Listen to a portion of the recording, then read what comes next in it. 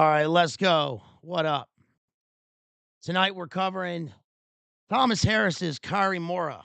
This is the 2019 book by the author of Silence of the Lambs and Red Dragon.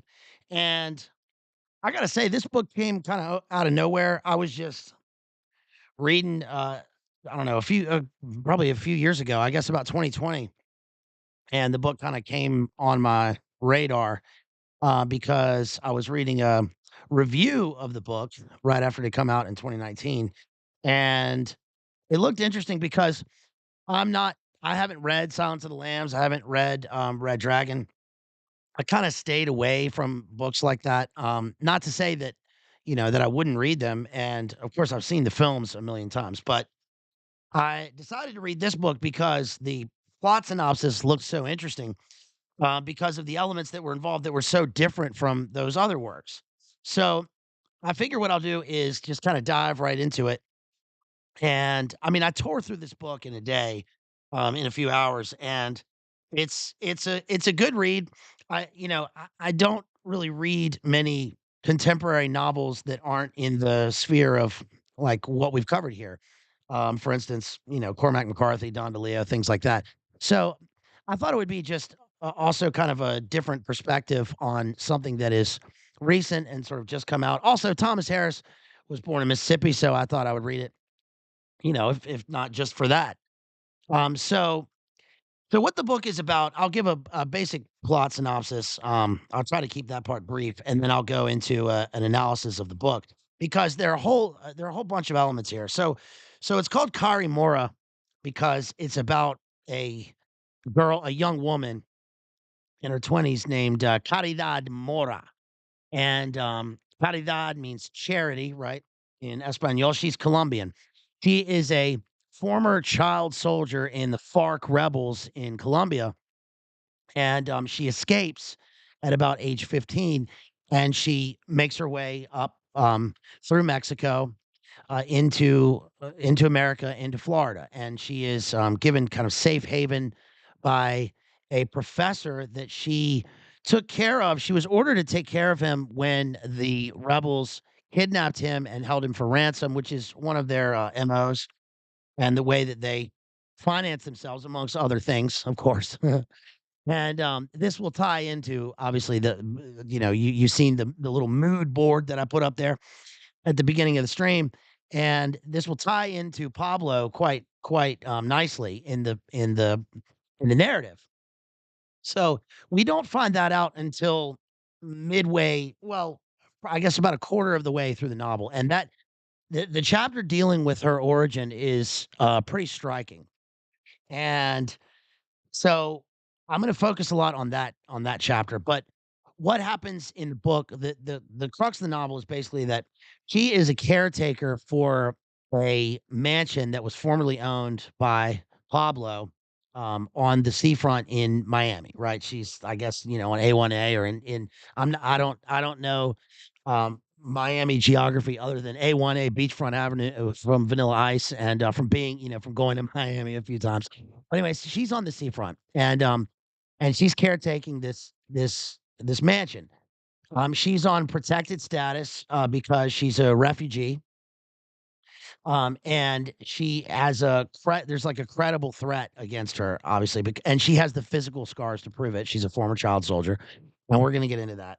But what happens is this guy named Felix is a realtor, and he's nowhere near as cool as the scuffed realtor Nick Rochefort. And if you guys haven't been watching Sam's channel, I love watching those shows. But anyway, so Felix is a realtor, and he rents out the house to this group of people that is supposed to be a film crew. They're going to be filming a movie at the house, and the house is like it's not occupied, and it's gone through a series of owners because it's formerly owned by Pablo, and they sort of try to keep it up. Kari is also a she's trying to be a veterinarian, and she takes care of birds, and this kind of ties into Thomas Harris's own life. He, like, has some wildlife refugee that he's involved with, and she's got this cockatoo that she's always got on her shoulder, and that's gonna play an interesting role later on in the film. And the bird motif will be big in this, but I'll get to that also. I'm trying to get my way through the synopsis, y'all. So, so the house is rented out to these guys, and she can tell right away that the film crew is not what they seem. They come in with heavy equipment, and she notices a drill that is disguised as like, film equipment. They've got cameras and they've got all this stuff. But she notices something strange, and her sort of her alarm bells, the bell motif will be big in this. Kind of go off, and then she meets this guy that we're introduced to first in the novel. He's the first one that we're introduced to, and his name is Hans Peter Schneider. And of course, he sounds like a villain, and, that Hans because he's got a double first name, Hans, because it's like remember we were talking about Hans Blix, how that's like the perfect villain name, or Hans Gruber. Peter because she wears a cross of St. Peter, and that will play a role later, and then Schneider because, Hans Peter Schneider is they say he's in the book that he's a Paraguayan, citizen, and reading the book, I mean, I can't imagine that anybody reading the book does not automatically think of Paperclip, um, Odessa, Ratlines, and that this guy is the son of an escaped, let's say, German citizen, in the mid part of the last century. And his story at times kind of reminds me of Dr. Evil's story, right? In the summer, we'd wear meat helmets, right? Luge lessons, summers in Bruges. But he is an uber villain. I mean, this guy is an uber villain. And many of the reviews of the book, sometimes when I read reviews, I kind of take them, I automatically read the review and I go, okay, this is, I'm going to like the book, or there's something to be gleaned from this book, because the reviews are always sort of, obviously they're reviews, so they're surface level. And they say that it's a sort of derivative of Silence of the Lambs. And it might be, but the villain is completely different from Hannibal Lecter. Of course, of course, he lives in the same world or universe as Hannibal Lecter, which is our universe. That's the world we live in. Because it turns out that he is a cannonball, but he's different. He's also a human. A He's a human TRAFF, one of those guys, but it gets much worse. Um, he also is. We've read a lot. We've read a bunch of works recently where the villain, the antagonist, the bad guy, is basically a kind of knockoff of Judge Holden, and that's kind of what the guy is. He's not enormous and gargantuan and sort of bulbous, like Judge Holden is in Blood Meridian, Cormac McCarthy's Blood Meridian, but he is an alopecic, um, hairless giant. I don't know if they described him as albino, but I think of him as albino, villain who lives on a jet black yacht and plays with obsidian, scalpels and medical utensils because he does horrible, nasty, demonic things with them. But anyway, she meets him at the place, and he immediately, real recognizes real. So these two people who seem to be on opposite sides of good and evil, as far as we can tell, recognize one another in terms of their severity and the look that they have. There's a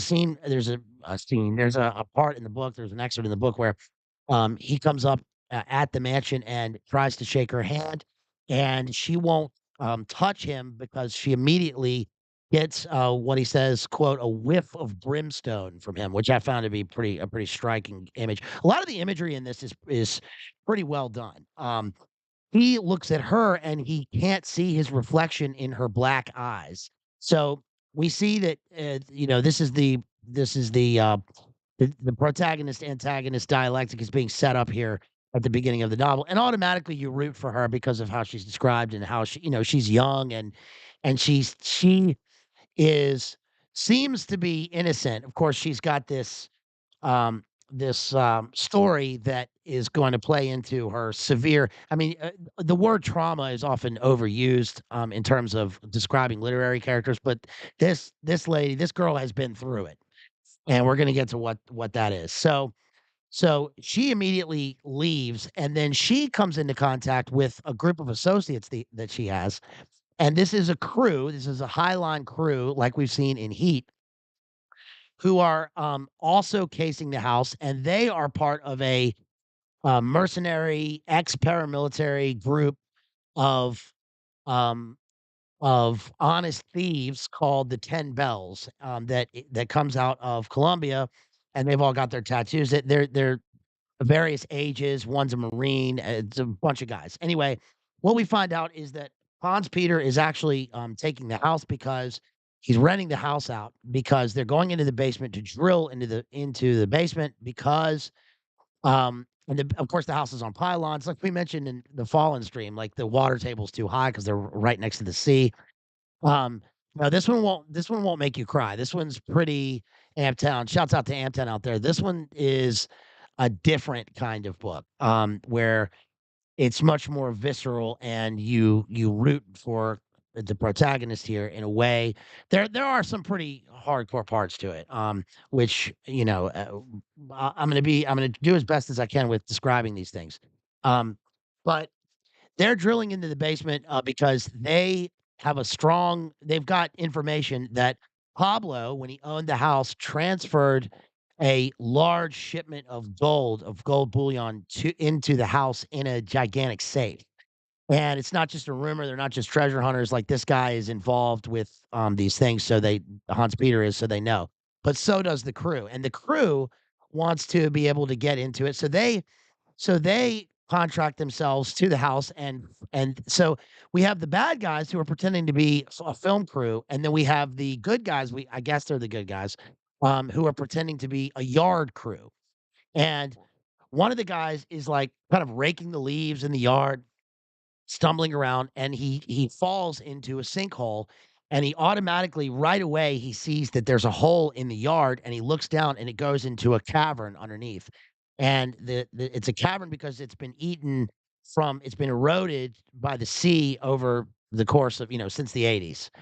And there's very little light, but he looks into it, and he tries to get away without being noticed by the film crew. Of course, the film crew now he notices that there are guards up on the balconies and such hiding ARs just out of sight, and they have binoculars. So there's something else going on. But they notice him and they say, what did you stumble into?" And he says, "Oh, nothing, senor. It was just a sinkhole." And they say, "No, let's take a look. You get in there and put your head in there." And he says, "I'm not going to do that." And then so they pay him, $100, and they're like, "Get out of here, forget about it." And they think he will, but of course, he's part of this other crew. So he goes back to his crew and he says, "Look, there's stuff going on there." They get in contact with Cari Mora, and they say after she leaves work, and they say, "Do not go back to the house, whatever you do. The guy that we spotted there is this guy, Hans Peter Schneider. We know him through our associates and through our network, and he is not pleasant at all. In fact, you are going to meet a very bad end if you stay around him." She says, basically, "I can handle it." But she goes off to her job, and again, she takes care of birds, and this is also kind of her front. This is also kind of her cover for she needs a valid work permit, because she's on temporary status from ICE, and they can come get her at any time. So I'm going to try to fast forward through the plot here. So what ends up happening is they the guys in the basement of the house discover that they can't make their way. They find that there is a safe, but they can't make their way to it because it's actually been lowered through the yard, and then it was covered over years ago. And so they lower the realtor Felix down into the hole, and they give him a mask because they keep talking about the sucking sound of the ocean down there, and then there's a pungent aroma of death that's coming out of this hole in the ground. Um, and they give him a mask, a GoPro on his helmet. They give him a light and a gun, and put him in a harness, and they lower him down into the hole.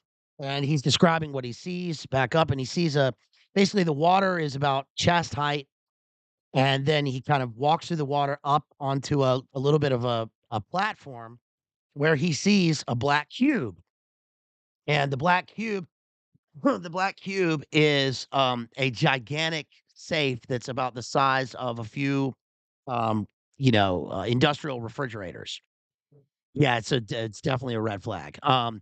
And in fact, it's kinda I guess you could say it's kind of a black flag because these guys are treasure hunting, and they are, about to the hole in the yard is a black hole where it's kind of like, a black spot, like in Ireland, how they have black spots on the road where somebody dies, right? So, he walks up to the safe and he sees that there is a giant mural on it, and the mural is, um, Saint, Caridad, let's see, she's a saint. She is the Virgin de la Caridad. Her name's Caridad, just like, Cari Mora, and actually, there's a mural of it on the inside of the book. This is what they see painted on the inside of the painted on the outside of the giant vault. And you see they have these sailors right here, um, who are in a tempestuous seas, and they're being taken care of by the saint. And so they're like, "Okay, well, should we just," they get their he's like, "Should I, knock on it?" And they're like, "No." And then Felix turns around and he sees red eyes looking out of the darkness at him. Um, he fires a shot. There's some sort of beast. He fires a shot. He misses. He says, "Bring me back up." And he also notices, and they notice this on the camera, that there is a human skull next to the vault, and there's the back half of a dog. And and so anyway, he's being, lifted back up to the surface, and he suddenly screams. The winch goes, and then they pull up the bottom half, or they pull up the top half of Felix. His bottom half has been ripped apart, one of his halves, I don't know, and that disappears. And of course, Hans Peter Schneider, the bad guy, is like, das ist good. It's okay. He's like, whatever. Got rid of that guy. They don't even question what it is down there, but we can sort of figure this out. You realize, that of course you're thinking there's a beast, there's the sucking sound from the ocean, and you get the hint just from my own reading. I knew that this was going to be just from reading about, I don't know why, but reading about Florida and reading about um, the wild things that are found in pools. It's not going to be a gator because they're coming out of the ocean. It's a saltwater crocodile, and this saltwater crocodile it uses the hole as a larder, so that's why it stinks because it brings back its prey into this hole, and so it's from the festering carcasses of whatever beast or man it's eaten down there. So, so they're like, "Okay, well, how are we gonna get this?" Well, then in the meantime, um, they have to contact, both groups, the 10 Bells group, which is Caridad, and Hans Peter's group is in contact with their people back in South America, and there is a a narco lord back in Colombia who sells them the information, but he also tells them, "Look, there's a specific way of getting into the safe, and you can't mess with the safe because there's no like handles on it. It's just a black cube, and so they don't know how to get into it. They can't drill into it. They can't because they realize it's probably got a mercury sensor on the inside, and if you move it at all or try to open it, it'll blow up." And what we find out as the story goes on is that real John Connor is that yes, the safe has been put together with the assistance of an IRA guy back in Colombia. They put all the explosives together. They put the blueprints together. They built the vault at a boat dock in Miami that Pablo owns, and then they brought it over under cover of night, tore up the yard, buried it, and then covered it. And then, of course, time has gone by and they just sort of forgot about it. But this guy knows about it. Inside the vault is supposed to be $250 million in gold. And And so what we get is we get the backstories of all the various characters, and we get Cari Mora's backstory in Colombia, which I'm about to dive into. And we find out, and why is it an IRA guy? Well, I've got a pretty interesting. I don't know if it's interesting to you, to anybody, but it might be interesting.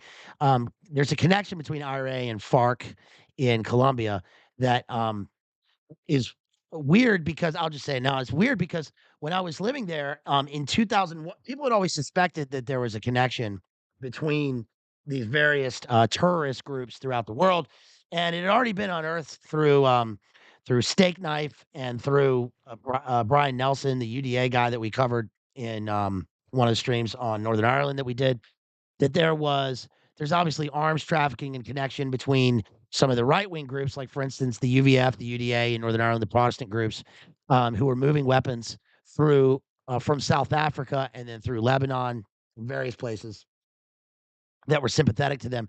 But also the IRA was doing the same. We see that in Patriot games. How remember how the IRA, how the provos, et cetera, will train in desert groups in Libya, and then the SAS takes them out. And those desert groups are interesting because you had the PLO and the INLA and the IRA and the UVF and the UDA and all these and South African groups all at various training camps, all within miles of each other in Libya. And this still goes on in other parts of the world, I'm sure, but in the 80s, this was a big thing, and the IRA farmed out some of their members to Colombia to teach them explosives and escape and evasion techniques, and that came to light in 2001 when I was living there because they caught these 3 the Colombian 3.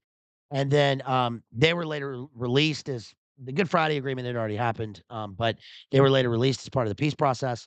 And there's also one of the pictures that I put up at the beginning is of an ETA assassin. She was apparently the most one of the most prolific assassins in the 80s. I don't know if that's true, but certainly one of the most prolific female assassins. And she her name is let me find her name again. Her name is Idoya. Let's see. Her name is Idoya Lopez Riano, and she was an ETA, the ETA, the ETA Basque separatist assassin. She um she assassinated like I think it was like she had at least 23 people in her, in her count, including 16 in a bombing attack. But I thought that was interesting. Let me find the picture, see if I can find the picture of her again. I thought that was interesting because a lot of this book, the, there are big chunks of Cari Mora is described in the book pretty vividly, and one of the things that's described about her is her eyes. Now, we had her eyes turning black when she met Hans Peter Schneider. Here she is. But what we get here is we get we actually have her described as having green eyes, and that's her, Idoia Lopez Riano, and she's still alive. She was also released as part of their own decommissioning process, and and I think now she works for the Red Cross, anonymously somewhere in the world, of course. But that's her. And I one thing that's funny is that I came across all these articles of of Pablo's so I just did a simple search for Pablo's mansion in Miami because I know he did have one. And he bought it for his wife and kids in case he was extradited to the US. And then his wife and kid could live there. And I think at one point they may have lived there. His wife and kid, Pablo never lived there. But that's the house. That's the house in Miami. And then and let's see, there's another picture of the swimming pool, and you can see it's on the ocean front. Um, that's another view of the house right there. It's a pink palace, which is interesting because we've seen the pink palace as a motif or symbol in terms of monarch. There's another picture that I have up here somewhere with the view of the ocean. Let's see. And I think, yeah, that this is it right here. So that's you can see the sea right there, and then the old swimming pool. But then, you got the salt water right up there, and then that's where they would be filming, and then the crew is working up there on the in the balconies, and then they would be digging the hole out there where we can't see it, by the ocean. So, anyway, it's we've got a lot of interesting imagery and symbolism with the black cube and the pink palace, but mainly the monarch symbolism with Kari is is strong. Um, and who knows if that's purposeful by the author because he's describing, sort of people from historical events, but it is interesting in light of a lot of the things that we've covered and read. And so anyway, what happens is um they figure out how to get in the safe. And the 10 Bells guys, who again, this is a kind of a mercenary group of honest thieves who are loyal to Saint Dismas, um, will send one of their guys who's an ex-Marine in through the ocean, but he gets spotted because his fin briefly pierces the surface of the water, and he tries to make his way into the vault. He sees the vault, but then when he comes back out, he gets shot at by the bad guys, and then he gets crossbow bolted underwater. And um, the good guys and Kari see their guy, and she liked this guy. See him disappear, and then later, he will turn up. His headless body will turn up, um, eaten by crabs, where a cop, a former Miami PD guy gets involved. He gets involved because one of the slugs that they take well, he did get shot, and one of the slugs that they take out of him, he sends to Quantico, and that matches one of the slugs that was used by the cartel to shoot up his house. So he gets personally involved. Um, the head will be found by the 10 Bells people with a note on it to them saying basically like, "We know who you are. We know you're after the same thing."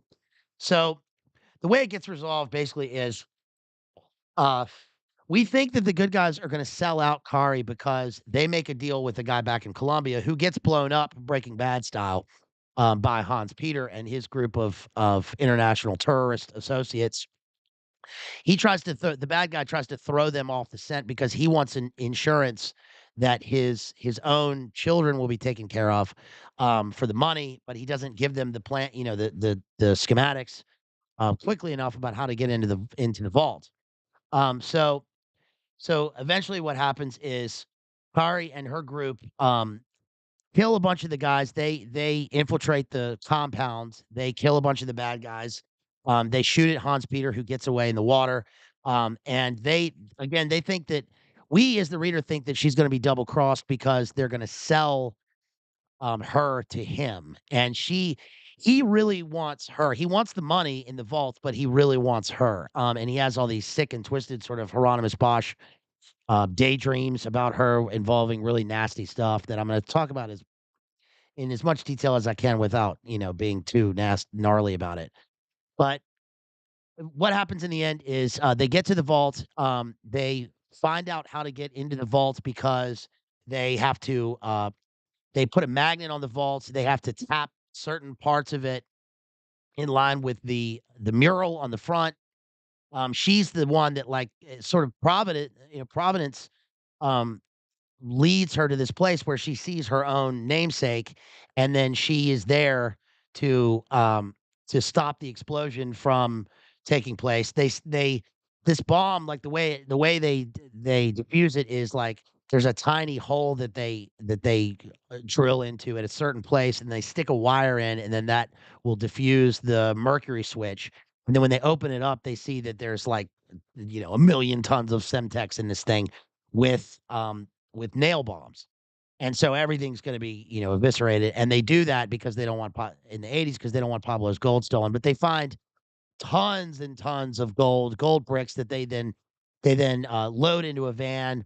They take back to a like a secret warehouse at the airport that's a front that they own, and then they ship it off because they can't move it in the United States because they have to recast the gold because it's got the way that it's cast, has the labels on it, and they have to recast it outside of the United States. So they'll move it. But they get double crossed by the guy who was in charge of the whole thing. They never hear from him again. But just in case, one of the guys on the crew, this older guy, Mateo, is looking out for Cari Mora, and um, they had secreted some, not Krugerrands, but um, some little gold bars into one of their cases. And so she's able to get away with like $46,000, and so she has a future. She's got some money. Um, but then what happens is he still has to escape from uh the bad guy, from Hans Peter, who now is just on a personal mission, not only to get the gold back, and that's kind of gone, but he wants her. And we find out that he wants to kidnap her because he's going to sell her to a group of eyes wide shut people to do these nasty things.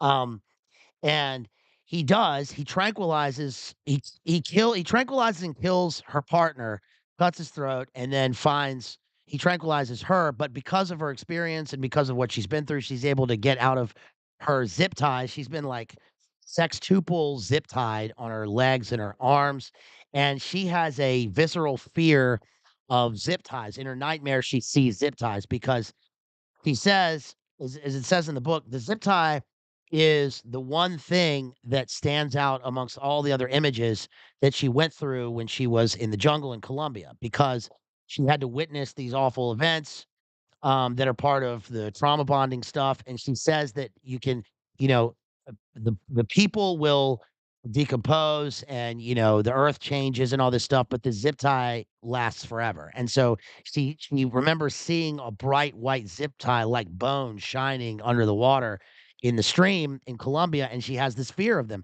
So, but she knows how to get out of them. So she gets out, and then what's really great is she turns around and goes after the bad guy. She at one point he's got one trank left in his gun, so she escapes into the frangipani and mangrove swamps, and it happens to be because he's taking her on his boat, and it happens to be near where she has been rescuing these birds, so she knows the area and she's got like night vision. Um, then she confronts him, comes across him. He's, like, about to kill her. He wears the jewelry of his victims as trophies. This guy's super weird, including her cross of St. Peter. She takes her cross of St. Peter. It's got a dagger on the inside. She stabs him to death. He gets away, and, she moves away, and she continues to live, and she, no one ever ties her to the crime, and she has her permanent residency, and then she lives a normal life as a veterinarian.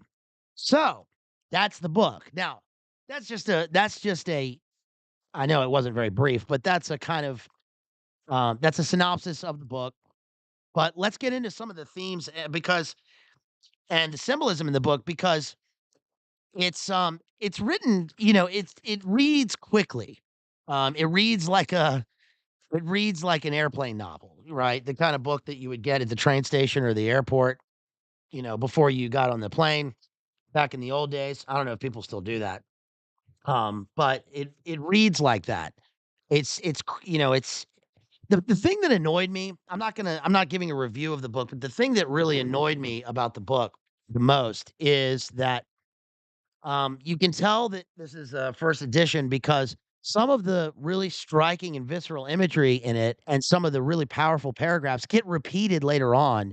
And it seems to me that in terms of analysis of the book, it's not repetition for the sake of a chorus, like a Greek chorus, or for reinforcing themes, or for reinforcing the power of continuous imagery that she is haunted by. Instead, it's almost like it's almost like he dictated the book, and then the editor, he was too sloppy in his revision and editing and left some of the parts in that he should have removed and just had as single paragraphs. But let's forget about that, and let's look at how the book opens. So we know that every work of prose, especially works of prose and especially the modern novel, um, must begin with a strong first sentence. In fact, the first paragraph should function as kind of a microcosm of the entire work itself. And this book does that pretty well. So it says two men talking in the middle of the night. So we have almost a we have kind of a half sentence fragment here. Um, but that's because it's fragmentary because we don't know much about these shadowy figures. So form plus content equals meaning. We can justify that. Two men talking in the middle of the night. They are 1,040 miles apart. One side of each face is lit by a cell phone. They are two half faces talking in the dark. I really like that end of that paragraph because we don't get the full face. We get the half face, right, hidden in darkness, because even when we're confronted with the full face of these people, it's like we're looking into the shadows or the darkness, or we're looking at, hell demons, and it's hard to reconcile that these people are human beings. But that's, the things that this guy does are certainly, um, are almost medieval in terms of their weird depravity. It's almost like looking at a Hieronymus Bosch triptych. So it says later on, it says, he's talking to a guy named Jesus, by the way. Jesus, if I find what I want with no more help from you, you will receive nothing from me. Never. This is truer than you know, because he used the double negative, because he never will receive anything from him. He will receive nothing from him. He will receive nothingness from him. Everybody that Hans Peter comes across is sort of victim to his obliteration. He wants to own souls. What you want is sitting on 15 kilos of Semtex. If you find it without my help, you will be splattered on the moon. My arm is long, Jesus. And that's a weird image because his arm is long. It's almost like we're looking at, I don't know how to describe this guy. He's like Slender Man or something. He's like his limbs are too long for a human form. Um, it won't reach down from the moon, Hans Pedro. My name is Hans Peter, as you know. Hans Peter Schneider is in a berth aboard his long black boat off Key Largo. He listens to a woman sobbing on the V berth in the bow. He imitates her sobs. He is a good mimic. His own mother's voice comes out of his face, calling the crying woman's name. Carla, Carla, why are you crying, my dear child? It's just a dream. Desperate in the dark, the woman is fooled for a second, then bitter, racking tears again. The sound of a woman crying is Hans Peter's music. It soothes him, and he goes back to sleep. Ugh. Okay, so this is pretty bad. This is pretty bad stuff. Now, Quagmire did this in Family Guy. There was a scene where Quagmire goes to sleep to this exact sound, but that's satire. And you remember the scene in American Psycho where he's working out to the sounds of to these same sounds? The sort of psychosexual imagery.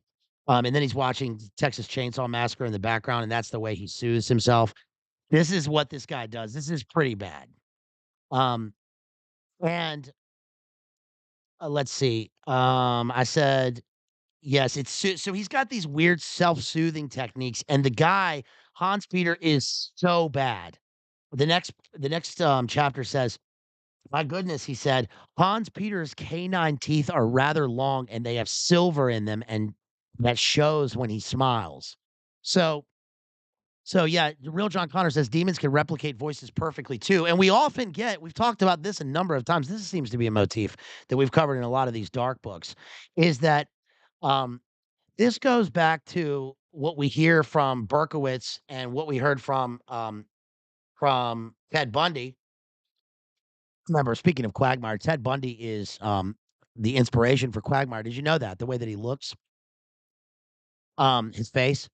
And we often hear that it's the auditory imagery, it's the auditory overload that drives them finally into their psychotic frenzy. Um, the same thing happens with this guy, but it works in 2 ways. It both soothes him and it frenzies him, and also that he is a mimic.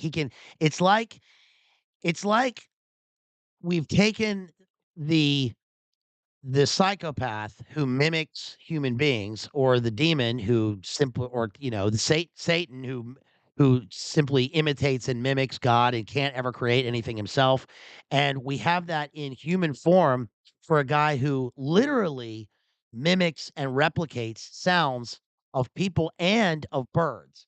And this will be really, really frightening later on. He also has the kind of vampirical um, teeth, silver teeth that glint and shine in the moonlight. This reminds me of when we covered Jack. Remember, we did our Jack the Ripper stream back in the fall. By the way, thank you everybody for being here and being with me here on this midweek evening. If you want to support me, I sure could use your support. I really would appreciate I know I seem to say that every time, but I mean, things are tough out there, y'all. As I put on Instagram, the dollar menu ain't a dollar menu no more. It's a $3 menu. So, no, listen, if you want to support me, I really would appreciate it.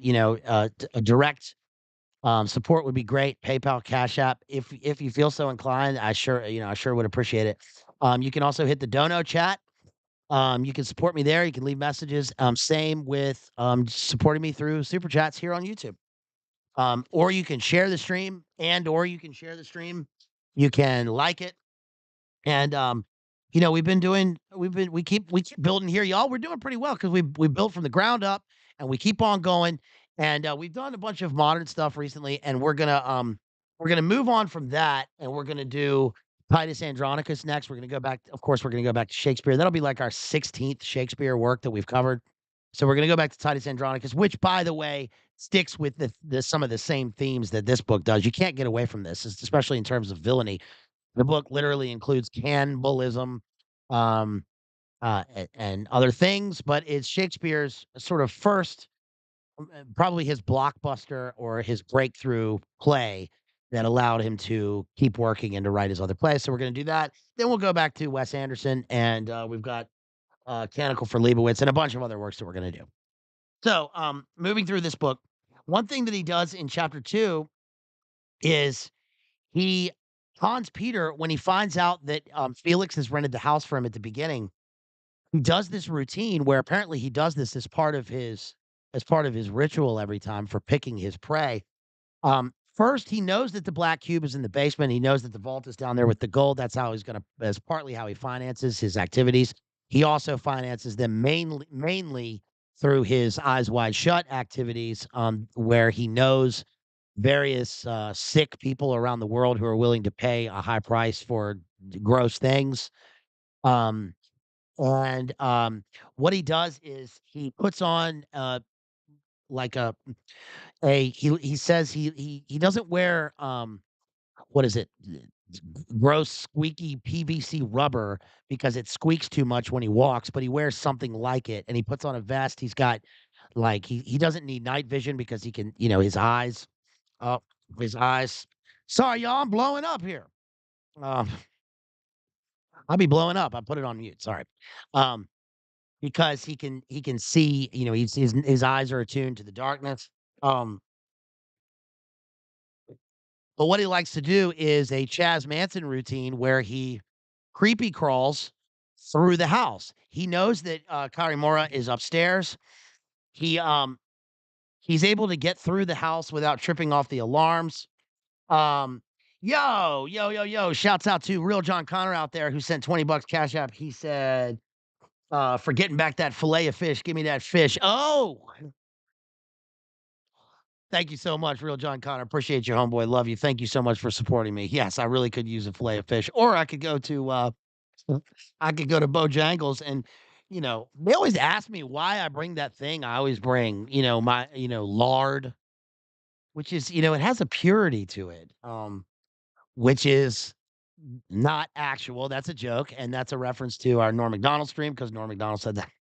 Anyway, so Hans Peter likes to creepy crawl through the house, but what he doesn't know is that Cari Mora, because he sees her and he wants to possess her because of how she looks.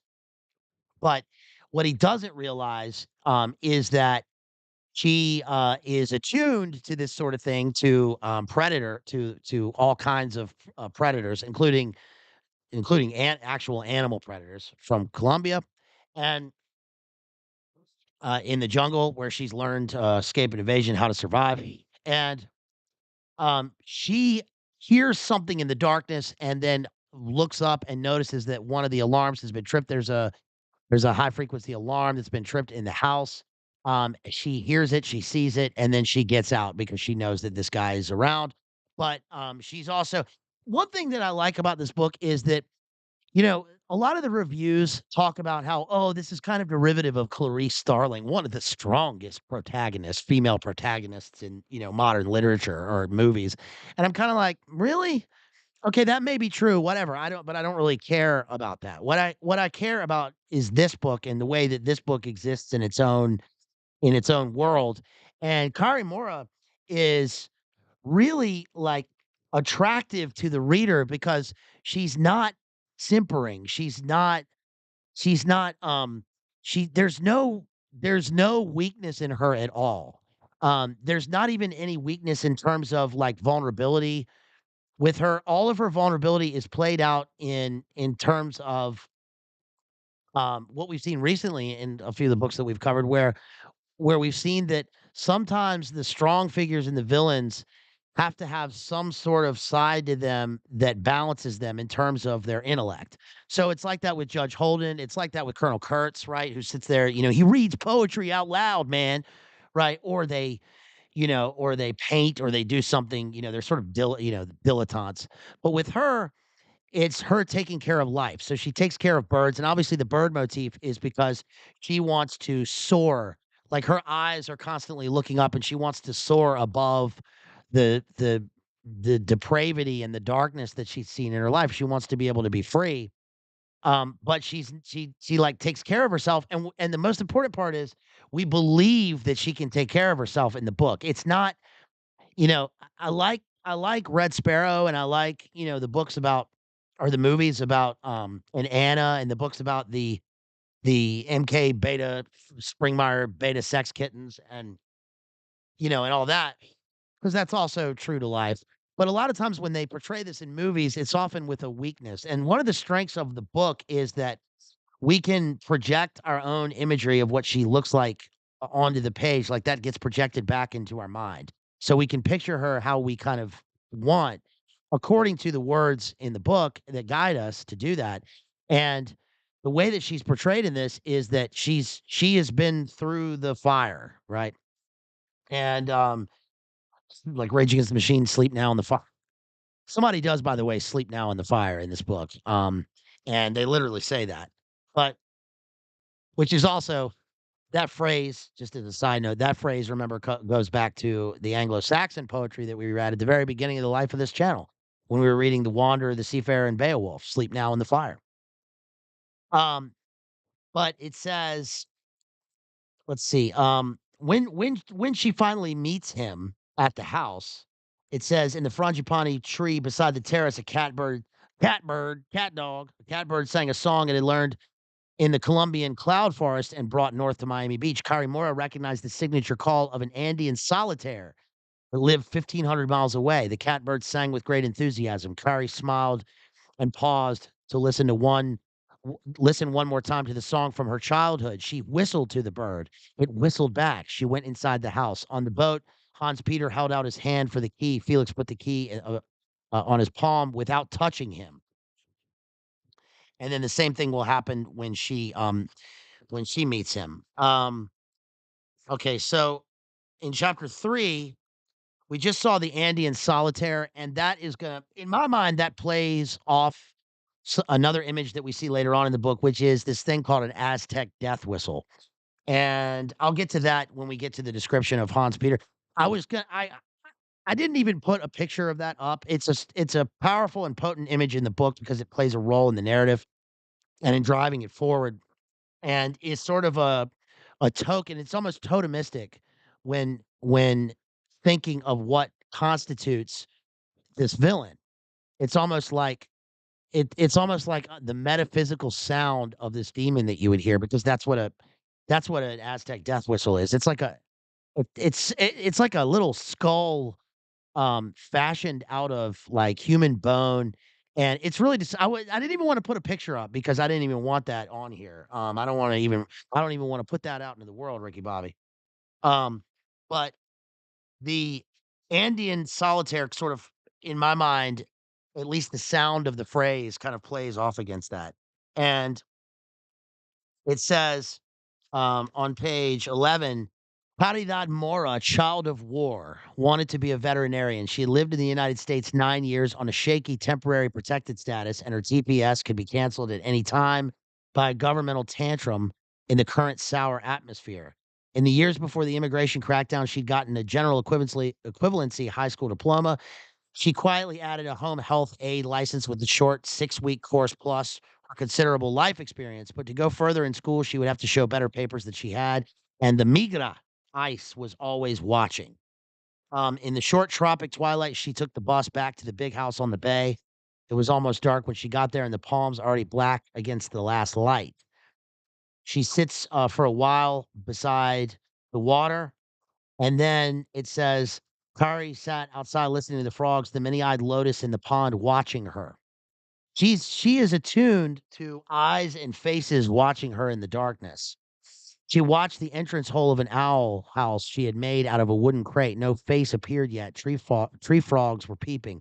She can, you know, the, if you've ever heard an owl at night, it's hard. You hear them hoot, but you can't hear them fly at night, because the the other birds have a distinctive sort of, signature when they fly, and the owl, of course, is almost silent. It's a nocturnal hunter, but she's attuned to this because she herself seems to I sort of identify with this. She's not old and wise, she's not an Athena character, but she is looking for she's it's almost like one aspect of her is because she has no father, and she's almost born out of the head of this monster, that is the revolutionary movement in South America, and then she's always looking for a father figure to sort of put her trust in, but she's very wary of that ever happening. Um, so she's also realistic. Um, the Andean death whistle is on page 197. I might get to that in a minute instead of skipping that. We get Fark later on in chapter 9, and it says, let's see. Okay, it's page 66 of the book. She looked at her aunt's sleeping face. Jasmine's eyes open, pupils big and fathomless, looking at Kari. Again, it's the eyes. Kari felt engulfed in her gaze. She could see in her aunt's features vague resemblances to her mother's face, and she sometimes saw familiar shapes in clouds. She felt that Jasmine was trying to tell her a secret, trying to recall something important to tell her, something only old people understood, though Kari knew very well that there was nobody home in there. Kari had the smell of the gun on her hands. She scrubbed them with lime juice and soap before she sat beside the sleeping baby, listening to her breathe. Kari had not smelled gun oil for a long time or tasted the copper taste of war like a penny under her tongue. At the age of 11, Kari had been because what's just happened is when she saw Antonio, her her associate, go in and try and discover the cave first time and he was killed, he went back to the house and wiped out a bunch of the guards. Without hesitating, by the way. At the age of 11, Kari had been taken from her village at gunpoint and conscripted into FARC, the Fuerzas Armadas Revolucionarias de Colombia. FARC trained her. Do you like my Alex Trebek Spanish? FARC trained her as a soldier and took her. Alex Trebek was the host of a show called Jeopardy, which is say that to all the young, to all the folks at home out there. Fark trained her as a soldier and took her picture as a child soldier in the New Columbia. They jammed the regulation subdural contraceptive into her upper arm and used her in the ways that she was useful. She was quick and dexterous and strong. Kari was a child among children in the guerrilla base deep in the Caqueta forest. They made it like a camp at first for the little ones. The officers told the children they could go home in 2 weeks if they did not like the army, but truly they could never go home. And she could never go home. She has no home, and she could never go home even in it. She looks to go to her home in her soul because she looks to God. She's religious and she looks to God, but he can never go home in terms of her past. The children played together when they were not training. Many came from broken homes and were grateful for any attention. When the air raid stopped, there was dancing in the camp at night. Um, Certain things I can't say were frowned upon, but marriage and pregnancy were forbidden, and abortion was mandatory amongst these gross people. And then a month in, during a party in the trees at night, Couple tried to run away. They were 13 years old, and it was their second offense. Um, the rebels and their guards find this is a flashback to Colombia. They find them clinging together. This couple of teenagers clinging together in the stream. The commandante said how wrong it was to desert. Should they be punished? Judge them, he said. Should they be punished? They deserted you and they took your food. Hold up your hand if you think they should be punished. So here we get a real Barabbas moment. And of course, everyone, including Kari, raises their hand, but she doesn't know what it means because she thinks that being punished means that they're gonna be punished in the ways that parents punish their kids. But this isn't what happened. What happens, and she sees them eliminated. We'll say in the stream, and then the first thing that she notices is their wrists. And when Kari heard the word horrible, that is where her mind went. Zip ties were everywhere. For a while, they were the fashion of both the guerrillas and their enemies, the paramilitaries. A row of zip ties on a web belt ready to bind a prisoner. Zip ties do not rot, and they shine whiter than the bones of skeletons on the jungle floor. Coming upon a corpse in the bush, it was not the rotting face that turned Kari's stomach or the buzzards flapping away heavy from their meal. It was the bright zip tie that bound their wrists. The guerrillas trained them how to bind a prisoner using one hand to fasten the zip ties, how to shim a zip tie to escape, how to cut them with shoelaces.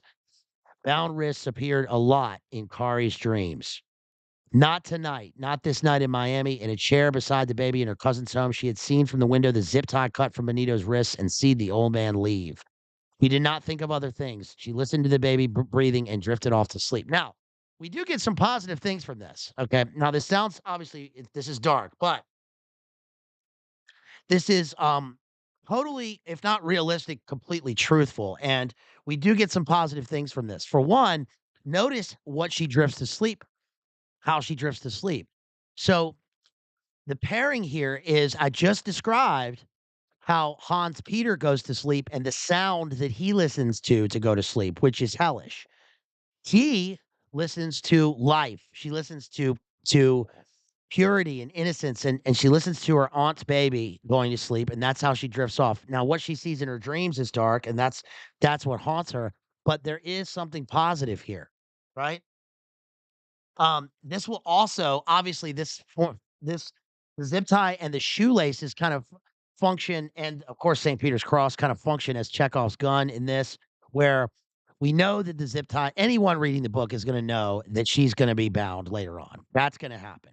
Um, but the question is how she's going to get out of it. Well, we just read that she was trained in shimming zip ties and also to get out using shoelaces. That's how she's going to get out. She's able to, later on in the book when she's bound, she's able to slip her wrists from behind her and up front. Remember, like Seagal does in Under Siege. When he's in the cooler, she can't find anything. She looks around for something to cut the shoelaces, I mean, to, cut the ties with. She can't find anything. There's nothing. Everything's, like, too flat. She finds a human fingernail in the body bag that she's been zipped up in, but it's not enough. The small details in this. But then what she's able to find is she finds something. She uses part of the zipper from her jeans, which gets through the first one, and then she's able to keep going. They've taken everything from her that they think, in a hurry, but they've left on her clothes because what they want to do later. But she's able to get out of the zip ties that way, and then she's able to break out of them, which is pretty cool because she's like 25, but she's lived a life of we could say she's lived the life of an experienced paramilitary in the most hardcore sense. Um, and they don't know that when they take her, which is interesting for the narrative. Um, let's see. I'm going to skip forward to the size of the black cube, which is the vault. It is a box taller than it is wide, steel diamond plate like a non-slip floor. Edges are welded. It's the size of a refrigerator, bigger like a deli refrigerator. Um, Felix, when he goes down to the hole, he hears a fizzing sound, and he sees concentric rows of small bubbles rising in a coffin shape. That's never good. When you're in a cavernous hole with the sucking sound of the sea in Miami looking for Pablo's vault, and you smell death and you see a human skull and carcasses, and then you see the concentric circles of a coffin shape and then big red eyes, it's probably a 14-foot saltwater man eating crocodile that uses this hole as a larder. It says a pair of eyes reflected red in the dark water, and he fired the pistol toward the eyes and they disappeared. I'm coming out. I'm coming out. He waited fast to get back under the hole in the ceiling of the cave. Pull me up, stupid. The winch was turning. The line was moving in front of him. The line was out of the water, dripping. The winch took up the slack, and Felix was beginning to rise when a tremendous jerk moved him sideways and he went down in the water, the flashlight flying from his hand. They say crank him up.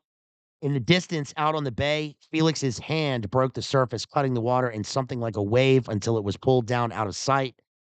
And the bad guy named Bobby Joe says, "That was my fucking pistol." Okay, so Bobby Joe is a scumbag who is kinda like Buck in, Kill Bill. He or he probably the way I would describe him looking is kind of like, Benicio del Toro in, License to Kill. Remember, he's the right-hand man of Robert Davi. He's a young guy, but he gets his comeuppance because he wants to do terrible things to Cari Mora, and he ends up getting, blasted through the head. Um, let's see. We get Kari is the her mom was, um, Miss Hawaiian Tropic, so she's beautiful because she has one photograph of her from a beauty contest, but she was taken. Um, when she's caretaking the house, one of the motifs is when she's caretaking the house, she goes up into the ceiling and she finds a nest, and she notices that, they're wondering what kind of nest it is. Are these rats or these whatever? She notices it's a possum nest because she can tell because the possum nest has the opening at the top and then it has a side escape entrance in it. I didn't know this. And, she knows this because she is used to hunting and, cooking possum as part of her duties when she was in FARC. And this is this is a motif because the way that the cavern is described is kind of a nest. The way that the stalactites of roots form on the top of the cave and the way that it's kind of enclosed and there's an escape hatch in a sense, because the seawall has eroded to form this small hole that's kind of an escape hatch, and it's also the entrance hatch for the crocodile. That's also how they're gonna make their entrance into the cavern to, steal the gold, apart from the top. So, do you see how the possum nest kind of functions as a reflection or as a simulacrum of the nest that they're getting into, which is the nest of gold, and that's where the crocodiles nest in, which is like a double danger. Um, it says the nest bag had the hallmark emergency exit on the side in addition to the formal entrance. Kari had in her time made possum soup when the grub ran out. Um, Charlie didn't have R&R. All he had was a little cold rat meat and some rice. The rain came in The rain came in the hole in the roof and was a glittering column down through the house in the bright sunshine. She put her hand in the rain as though she could keep it out of the house. The shower was over in minutes. Kari came outside onto the steaming ground, hoping for a rainbow. There was one. That's a great sentence. There was one. 3 words. Unity and variety. We have long chapters followed by brief chapters, which seem out of place probably to the casual reader, but are going to give us a clue to it's a sort of insightful clue to the state of mind of the various characters in their situation. Hirsch sends $5 super chat and says, "Thanks for all the book and movie recommendations." You're welcome, sir. And thank you for that $5. Really appreciate you. You guys, you can super chat there or you can support me directly. Thank you to our homeboy Jethro out there, our main homeboy who's modding the stream, taking care of business, TCB. Um, TCB Lightning Elvis style and dropping those links. Really appreciate you, homeboy. Thank you so much. And thank you to everybody who's here. Let's see, on page 94, we get the description of the mural, and it says they had started the top in half. at the top, and in half a day they had peeled down far enough to reveal first a halo, then the countenance of a holy figure, a woman painted on the landward face of the cube. The figure looked at them over the cracked plaster and cement. Mateo recognized her. He crossed himself. Nuestra Senora de Caridad del Cobre, he said. So Pablo, interestingly, they've put up this mural as a protective, iconic device to protect their gold, and we see this with, these, let's say, groups, that do this, which is kind of a form um, of what do we call this? A kind of a Santeria and a kind of a kind of a Gnostic totemistic protection device against their gold. But it's interesting that they do have to unpeel the outer layer of the black cube vault, and then what does it reveal? It reveals this religious, iconography, and, of course, that's a protection against what's on the inside, which is also obviously supposed to function as a protection. It's her namesake, it's Cari Mora's namesake on the black cube, which is obviously unplanned, it's Providence bringing her here, but also, this is supposed to be that we are unpeeling the layers of her character to get to the gold of her heart on the inside, which is gonna be her freedom, her salvation, and her avenging her loved ones and her ability to live and not be enclosed, and that's also interesting because we go from her prison of the jungle functions as her first prison. Right, so then she's in the kind of prison of her existence on a temporary status, and then her prison in terms of within the cavern, sort of Plato's cave itself, but we get all these bright moments of beauty, the sort of radiant beauty, because and what was I reading recently, where it was talking about it was I know what it was. It was Don DeLeo's The Silence, which I read this in, I don't know what, about an hour. It's his latest book, and just a side note, this just as White Noise kind of predicted Karanka, and then obviously is a specific prediction of the events in Ohio. This book is a not really a prediction, but a kind of dramatization of what Cyber Polygon would be like. And there are a couple of interesting things in here. I was gonna cover it right away, but I thought, no, I'll probably pair it with another short Don DeLeo book like, Point Omega. But there is an interesting part. Oh, here it is. On page 42 of this book that reminded me of this book, and it says this is intertextuality, right? And it says, the time let's see, the time he said nothing and did not offer to pour a glass for Martin. His wife drank wine, but only with dinner, not with football. He muttered the name Jesus several more times and sat looking at the screen, glass in hand, waiting. Diane looked at Martin. She liked to do this. She pretended to study him. She thought of him as young Martin, the title of a chapter in a book. Then she said quietly, Jesus of Nazareth. Would Martin respond as she imagined he would? The radiant name, he said. We say this, you say it, and I say it. What did Einstein say?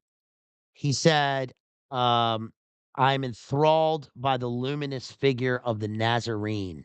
Brilliant passage in this book of post modernity, um, pre 2030, possibly, the big agenda, cyber polygon when these postmodern, people wandering the landscape of nothingness and attracted only to the ritual of football and the Super Bowl, which is what happens in the book. Um, when all they have is darkness, they are brought to the luminous figure of the name of Christ, which I thought was pretty wild in a book like that, and fortuitous. And that's what I get with Cari Mora is that, her life is a kind of darkness, but she's got these luminous eyes, and she has a kind of a gold, an illuminated gold on her, at her core. And whenever she's in the book, she's presented with dark imagery or holes in ceilings. She's always looking at I mean, I guess the simplest way to say it is like she's looking at the bright side of things. She's looking at the brightness of of God's light shining down on her, and she puts her hand in the stream and she wishes for a rainbow, and there was one, right? She hopes for a rainbow, and it says there was one. So we as the reader are given a kind of a sign of the covenant, um, that we can extend into a literary nature, which is the fact that she's going to live, right? She's going to live and hopefully propagate. So it says, later on, what happened was when she was in the on page 98, we get the first glimpses of what happened to her, when she was in Colombia. She decided not to get away when she was too young, but then she sort of partnered up and paired with a boy about her age, and then when she, had finally had all of her skills tested and she's about 16, she runs away after taking care of this professor. The professor, again, was kidnapped, and I actually have a personal I have kind of a personal connection to this because which is so odd, but this is the way life works. Because I know somebody, I won't mention too much, but I know, somebody who's very dear to me who, that I met, um, and she is from that I know very well, and she is from, um, uh, I'll say there are many countries south of us, so it's not the one closest, but it's one of the, it's a place south of us, and her she had I'll just say I'm kind of wary about what to say here, but she had a family member, rest in peace, that was a big deal, and he was her her mother was kidnapped by a similar a group with a similar MO, and and held for ransom so that they could extort them for money, and that's how they run their operation or whatever.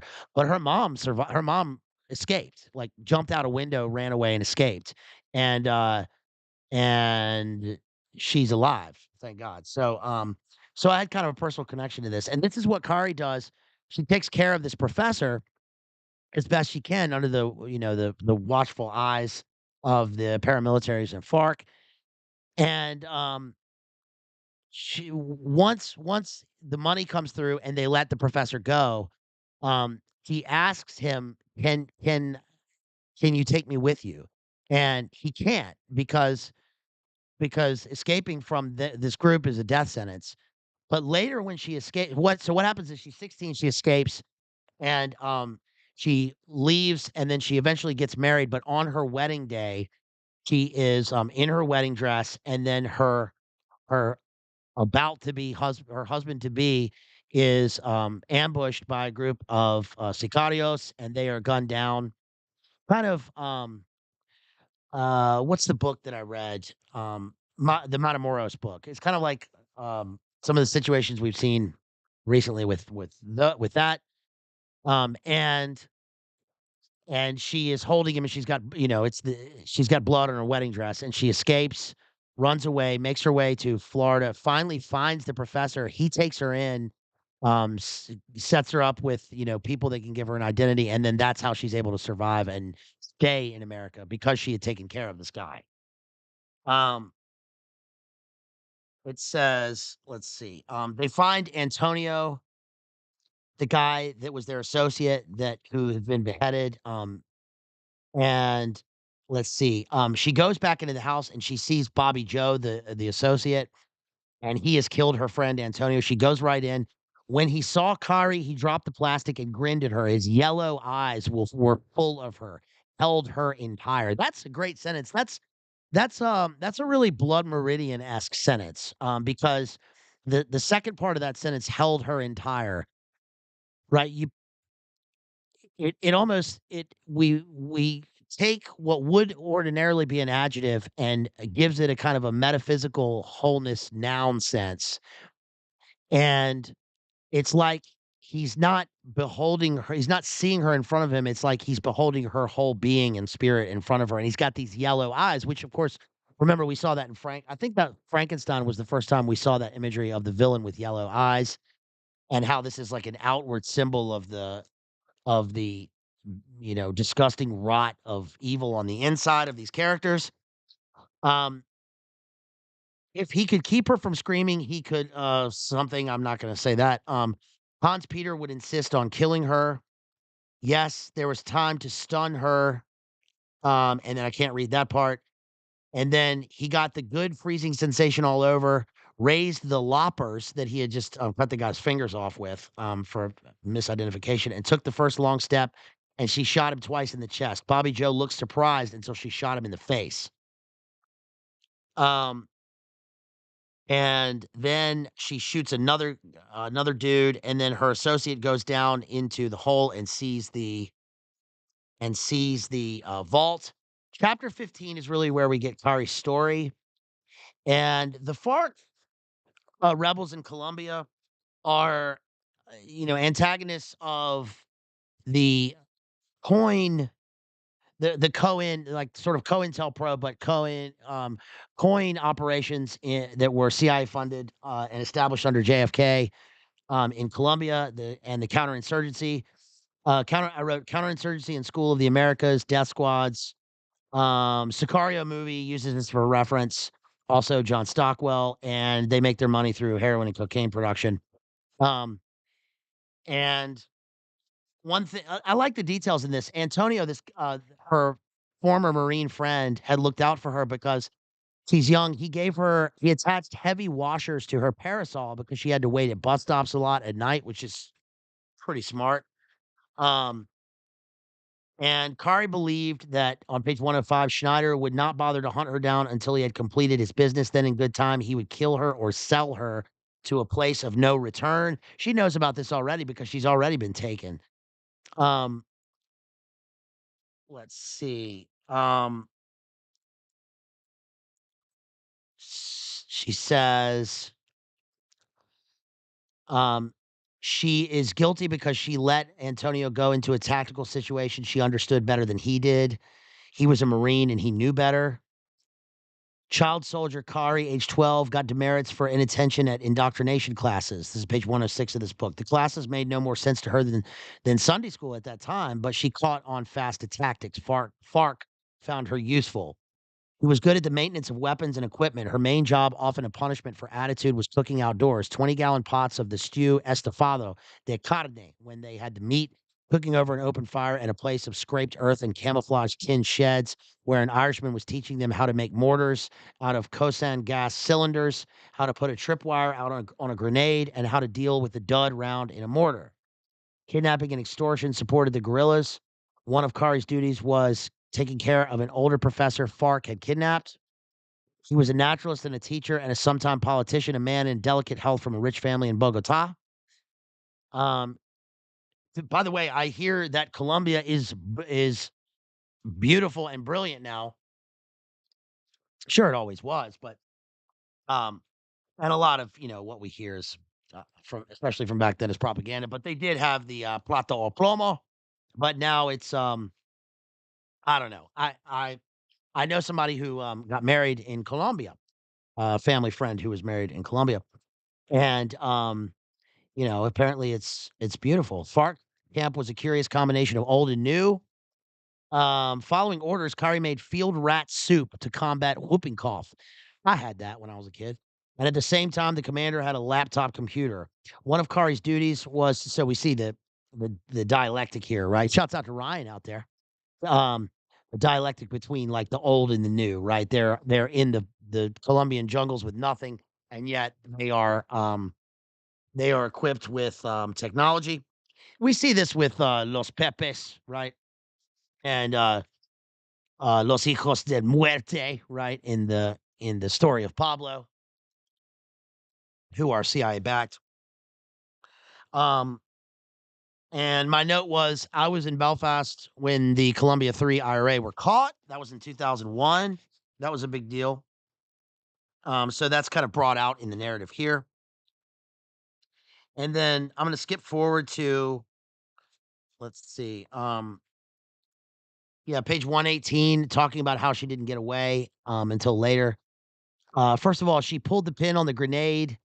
so one thing that she goes through is she accompanies the rebels on operations, eliminating paramilitary groups or those sympathetic to them in villages in Colombia, and she witnesses various atrocities. And at one point, she sees someone about her age, let's say, or a little younger, hiding under a house, and her commandante is about to um, kill them. And she runs and says, "No, that's a an hija, um, a niña, right?" And the guy keeps firing, so what does she do? It says she this is a great part in the book. It says, "Oh, this guy was also a pervert. She had prayed repeatedly for God to make him stop. This was a regular item in her evening prayers because this guy keeps trying to do things to her." Um, on page 117, "Es niño, es niño, es niño." Um, it's a niño, not a niña. "Her vision was blurred at the edges, very clear in the center. She was running down a tunnel of blurred green foliage, and clear at the center was the Commandante." I love this passage. This really is great. He threw a phosphorus grenade into the house and flames blossomed. That's a terrible beauty. That's a terrible beauty like we see with Yates, right? And that we saw. Remember the Beirut event in 2020? You guys remember that? That's what I think of when I read a passage like this. "He squatted in the yard with his pistol aiming under the house. His long finger found the trigger again. He squatted low to aim, and she stopped in the road, brought up her rifle, and shot Commandante in the back of the head. She kills this pervert. She was oddly calm. Smoke was under the house now, and she saw the child come out at the back of the house and run into the woods. Gets away, thank goodness. At the edge of the trees, it turned back and looked back. The child was really dirty. She saw faces among the trees, angels with dirty faces. A hand waved among the trees. The commandante was too heavy to drag into the fire. Another soldier might come along any second and see him lying there, shot from behind. Death penalty." She ran to the commandante. One of the lenses of this is page 117 of the book. "One of the lenses of his little round glasses was blown out, and the other reflected the sky." Right, Luminate confirmed one eye. So look at his kit. You would think he was the most martial man in the world. A fragmentation grenade was snapped to the back of his ammunition pouch. She took it off him. Page 118. Kari took his hand and put it under his head. She tucked the grenade under there too. She pulled the pin on the grenade and let the lever fly and ran and ran and ran, flattened herself in the ditch beside the road, kept her mouth open as she was trained to do until after the blast, scrambled up and ran again. The commandante's death removed one item from her prayers. Her prayers are answered. Right? She's given, as Kurt says, the strength to do that, the will to do that by 10 divisions of Cari Mora. Um, at that period, you did not desert from FARC and live. At the end of the year, Sicarios found them and shot the boy in the street along with the groomsmen as they were coming in an old borrowed car to the church where Kari was waiting, holding a jasmine bouquet. So but she gets away. They eliminate her future husband. Around her neck, page 120, around her neck on a bead chain was the inverted cross of St. Peter, who was crucified upside down. The cross contained a small push dagger. And this will be her instrument of final liberation from the bad guy. Um, page 133, she meets a preacher. And preacher says, "For that which befalleth the sons of man befalleth beasts. As the one dieth, so dieth the other. Yes, they have all one breath. All are of the dust, and all turn to dust again." The 10 Bells is the group that she's associated with. And we get to know them because when this guy Terry Robles, who is the ex Miami PD, finds the body of her lover Antonio, he has his he has his blood type tattooed on him, and he's got a Semper Fi tattoo, and also on the sole of his foot was a tattoo, a bell suspended from a fish hook. Terry, why would he have the tattoo on the bottom of his foot? If it's not visible, it's no protection, not like a neck tattoo. "That one is good for bail money from a shark," Robles said, "or it's good for a lawyer's time." Some lawyers that spend a lot of time around the jail, that's a 10 bells tattoo. Um, We get Saint Dismas on page 142. Glorious Saint Dismas, patron of penitent thieves. You accompany Christ in the harrowing of hell. Now see our brothers safely to heaven. That's their patron saint. Um, their front, the thief group, the Highline burglary group, has a front. Their front is a dance studio in Colombia, and that's where their weapons cache is. Their weapons cache. Bud opened the cabinet, took out 2 MAC-10 machine pistols, an AK-47, AR-15. Um, Bud gave him the AR-15 with the drop-in sear that made it a machine gun. He put a short shotgun in the case of a bass saxophone, and they talk about the slaughterhouse of dreams. Okay, we get Hans Peter and his death whistle. Um, so here we go with the bad guy. Okay, here we go. Page 194. This is Hans Peter Schneider. He's the villain, and the way he looks reminds me of Francis Dollarhide in the movie Manhunter, not in Red Dragon, but in Manhunter. And a lot of the imagery in this also, the book was published in 2019, and that's around the time when I started thinking about this novel that I'm trying to write, and which is partly based on um, Monarch and the training of super soldiers but like Caridad Mora, if you can see what I'm saying, based on some of the stuff that Kathy O'Brien and those people have written. And because she the way that she learns to see faces in the dark and she's able to move in darkness and have this kind of this visceral electricity, this kind of electrical charge that runs through her body, um, making her in tune with nature is pretty wild. Because it's described here again. This is essentially the most dangerous game, but played out with various three-letter things. And it says on page 194, Hans Peter is looking for her, and the back door of the truck went up. Bloody Hans Peter Schneider climbed out of the back, the rags of his shirt half covering his ballistic vest. He carried a machine pistol. Another car, he was shot by Cari Mora, but he's got a vest on. Another car was coming, a taxi. The driver tried to turn around and flee, but Schneider shot him through the side window and pulled him out onto the ground. He climbed in the driver's seat and fired a short burst into the butane tank in the back of the lunch truck. It went up with a whoosh that rocked the taxi as Schneider drove away. Um, Hans Peter had this is page 196. This is pretty wild, you guys. This part. Hans Peter had 2 personal rooms adjacent to his online peep show studio, creeper studio in his warehouse on the bay. That's another way that he makes money. One of his rooms had flocked wallpaper and a lot of velour, all burgundy with chinchilla throws. The other room, this is his lair, was the soundproof tile room with the drain in the center of the room, of the floor. It contained his big shower and sauna with nozzles all up and down because he got the severe alopecia. His refrigerator and his cremation machine, his masks and his obsidian scalpels, both 6 millimeter and 12 millimeter, $84 a piece and much sharper than steel. He can cut cells, individual cells with this obsidian.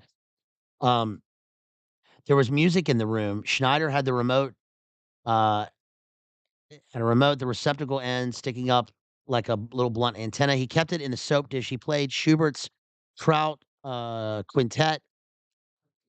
It was the music of his parents' house in Paraguay. It used to play all afternoon on Sundays when he was waiting to be punished. Ugh. By his Odessa rat line, German guy, mid-century dad, luge lessons. Quietly and then louder, the music in the tile shower. Snyder sitting on the floor, leaning in the corner while the shower beat the blood out of his clothes. With a quick movement of his arm, his body slack, he raised to his lips his Aztec death whistle and blew and blew and blew with all his breath over the music.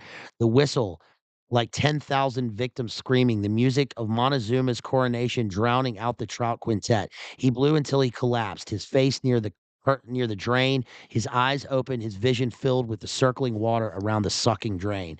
So do you get it? It's the sucking drain, just like the sucking drain that goes into where the black cube is. And it says in the next chapter, 27, this is his chapter. Um, Seeking a place for his mind to sleep, he wandered through older and older memory rooms to arrive at last at the walk-in freezer of his youth in Paraguay. So he walks through his mind palace, searching through the memory rooms. And this guy's gonna I mean, this guy comes straight out of the battlements of pandemonium, right?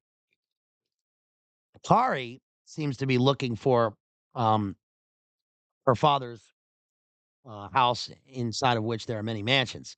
Lying in his bed in Miami, Peter gave voice to the images swarming on the ceiling. The voices of his father and mother came out of his face, the mixture of their features. Um, so it says he locked them in the freezer when he was in Paraguay when he was a teen. So his story kind of mirrors Caridad, in terms of their imprisonment. When after 4 nights he opened the freezer door, his parents were seated and not in each other's arms. They looked at him, their frozen eyeballs glinting. When he swung the axe, they broke up in chunks. He rolled over and slept like an abattoir cat. He ugh. He padded to the refrigerator in the dark and opened the door, appearing suddenly in the dark room, white and naked in the refrigerator light. Gross. Hans Peter, he finds a pair of kidneys in his refrigerator. Hans Peter was letting the pair go for $20,000. He could have offered to take Carla home to a certain country in the east of Europe that is in the news and harvested her kidneys there for about 200 grand had he not been tied up at the Escobar house. Um, this is so bad. Standing in the open refrigerator, he bit into the chicken. He is a chicken, it's a baked chicken, like he would bite an apple. So he's like a certain the this weird albino serpent biting an apple, tearing out chunks of flesh and bolting them with jerks of his head. He paused to imitate Cari Mora's cockatoo. What the fuck, Carmen? That's what the cockatoo says, that he's imitating the bird here. And he bit and bit again. He took milk from the refrigerator, drank some, and poured the rest over his head, milk streaming down his legs and running to the drain. Oh my gosh. He wiped off his face and head with the towel and walked into the shower singing Kraut und Ruben haben mich vertrieben. Hat mein Mutterfleisch geschockt. So war ich lang geblieben, he says. That's his whatever. He liked that so much, he sang it again in English. Sauerkraut and beets have driven me out. Had mother cooked meat, I'd have lingered about. That's his little rhyme. That's his little rhyming thing. Yeah, exactly, John Pro. What is it with serial killers and milk? We've seen this. We saw this in Fallen. We saw this in put it in your pocket. Don't put it in your pocket. Huh. Call it. Call it. We saw this with Anton Chigurh drinking the milk in No Country for Old Men. Go back and y'all, if you haven't seen my No Country for Old Men analysis, thanks to Jethro, by the way, who suggested that one. Who got us to do that one. Go back and watch that one. That's a Cormac McCarthy. Yeah, it's always milk, and I guess it's because the texture of the milk and the outer color of the whiteness of the purity of the milk, mixed with the insinuation of mother's milk is supposed to kind of give this guy a kind of weird self-baptism. Almost like, it's also a sign of, like, regression, because that's what he's doing here. He's literally regressing. He goes back into his memory palace, then he goes back into the memories of his childhood. So it's like he's going into this psychotic regression of a time when he was happiest, which is actually his kind of psychopathic birth. And his psychopathic birth is the moment um, when he did the Oedipal thing, to his parents in the Under Siege meat locker, and he self-soothes by blowing this Aztec death whistle, which is the opposite of Cari Mora being soothed by the sound of her niece, and also the sound of the birds flying, right? And this kind of just, you know, nature's brilliance and beauty. Um, Hans Peter singing. Hans Peter I like the repetition there because it's we already get the repetition of of the the rhyming phrase, which is very Monarch, right? Which is like uh the rhyming phrase that we get in all this kind of programming. It's almost like he's self-programming himself. He's getting or self-programming. I didn't need to the self part at the end of that was redundant, but he is recalibrating his psychopathy. Hans Peter put into his sterilizer his obsidian scalpels, so popular in Miami cosmetic surgery. He was careful with these delicate blades of volcanic glass. 10 times sharper than a razor, their 30 angstrom edge can divide individual cells in half without tearing. Um, from Hans Peter's mouth came the voice of Cari Mora. He's mimicking here again. Good chuletas at Publix. Good chuletas at Publix. Good chuletas at Publix. He wipes his hands on the wet kitchen towel. There are lunch trucks. I like comidas distinguidas best. And again, the bird. What the fuck, Carmen? He picked up his death scream whistle and blew and blew and blew. Again, we get it in threes here. And blew in the tile room with its floor sloping off to the drain, his liquid cremation machine sloshing end to end like a slow metronome. Everything's musical. Now, what I haven't mentioned so far is that this guy's device, which is awful, is he has constructed a machine into which he puts his prey alive, and he watches as their face comes apart in the machine from the bone.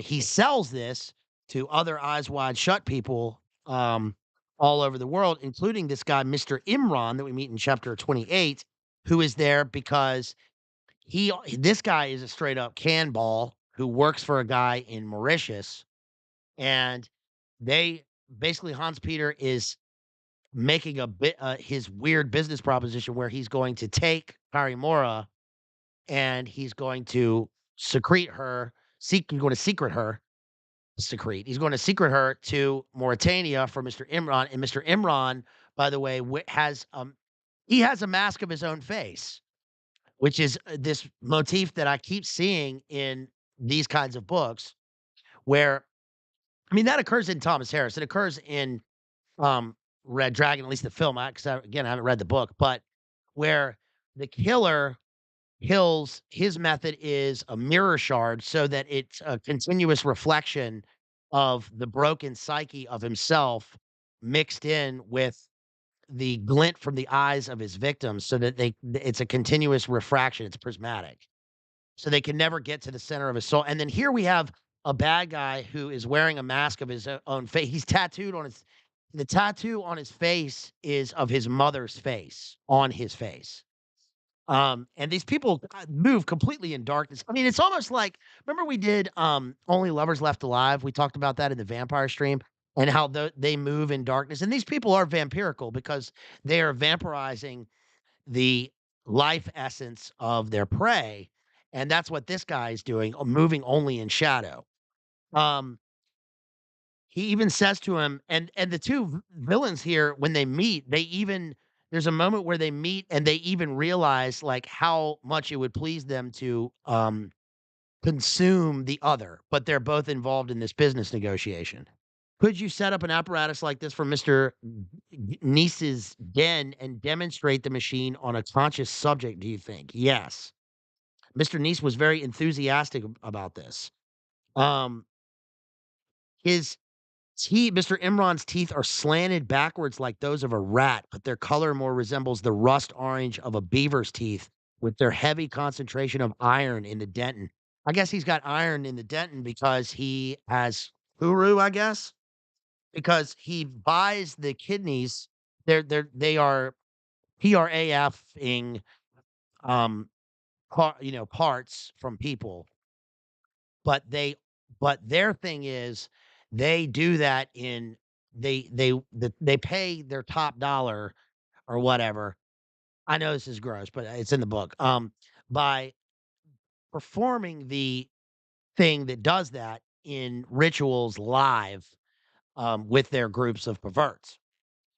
And he sells the parts to this guy, Mr. Imran, and when he gets outside, he notices that, he realizes there are 2 of them and the person that they're selling it to only needs 1, so he consumes one of them in the car. So he has the yellow teeth because he is a straight up demon cannibal. Okay. Oh man, you guys, look, I read this so you don't have to. Let's put it that way. Okay? Look at her eyes on the front. I like the cover.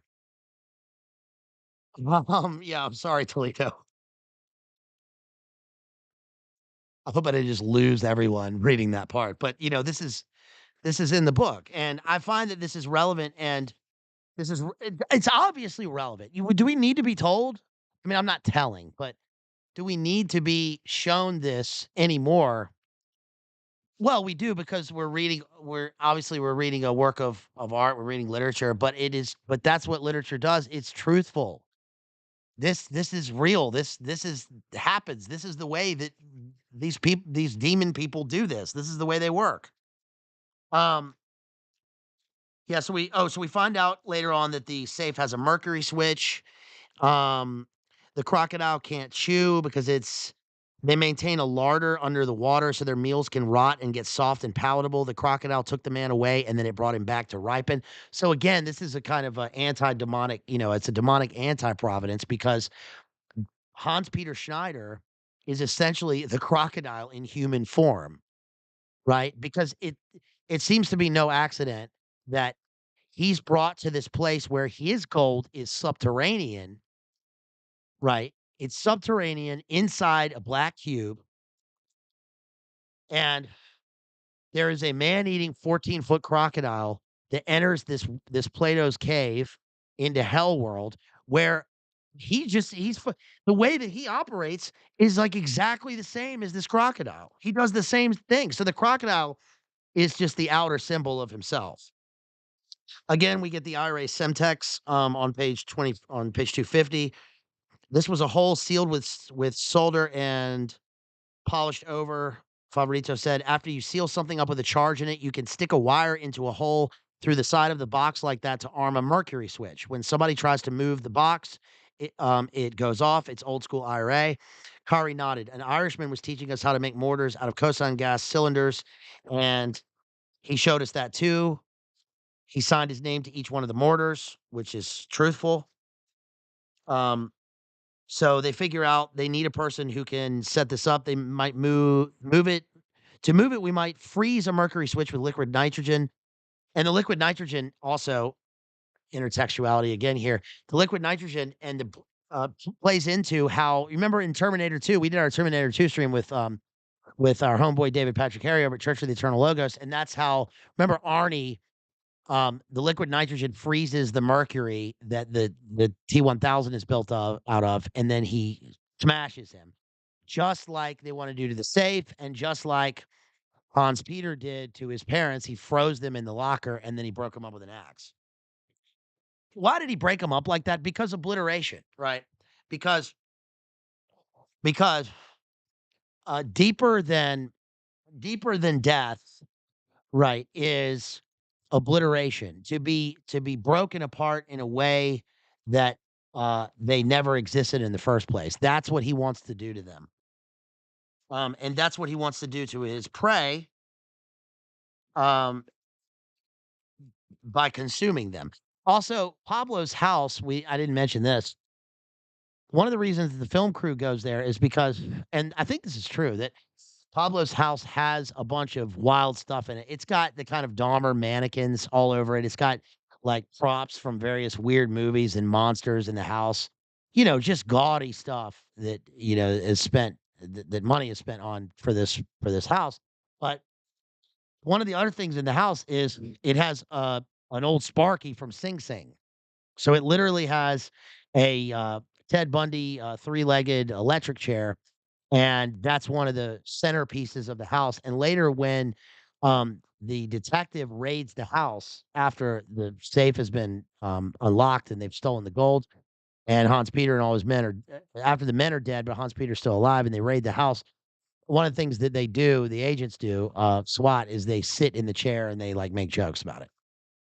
Um, and anyway, yeah, so they raid the house, and when they raid the house, they find kilo packs of Centex on the bottom shelf, page 270 in this book.